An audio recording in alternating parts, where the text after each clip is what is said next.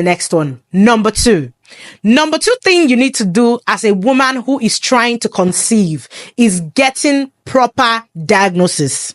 And when I say getting proper diagnosis, I don't mean just for women.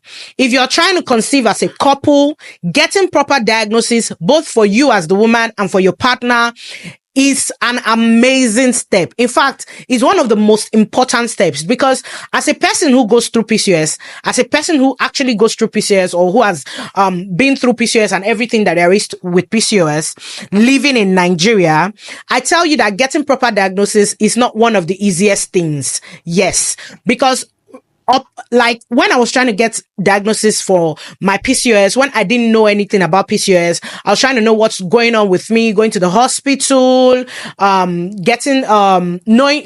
to find out why my period is not coming the way every other person gets their period. You know, it took me a very long time for a doctor or a gynecologist to actually tell me, girl, what you're struggling with is called polycystic ovary syndrome, you know? So, and there are a lot of women who are going through this too, who actually do not get proper diagnosis for what they are going through or what is causing their infertility. So getting proper diagnosis is very important. And when I say get proper diagnosis, I mean run the necessary tests. Some women who are trying to conceive, it will shock you that the only test that they know about is scan.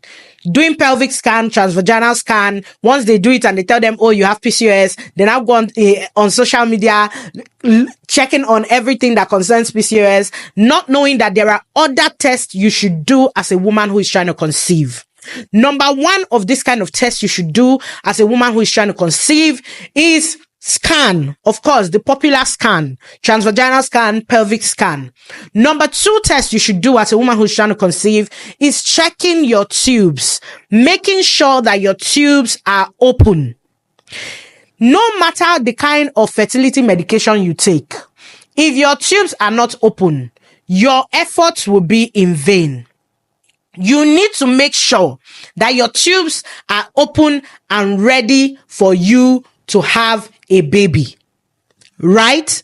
Now, checking your tubes is a very, very important step if you're trying to conceive, because a lot of people don't know that there are so many people who actually have tube blockage and they don't even know it. A lot of people don't get to check their tubes because doing that HSG test could be a lot. It's a very painful procedure for a lot of women, even though I've heard that a lot of women do it and then they don't get all that pain that we experience who have actually gone through it, you know. But going through a HSG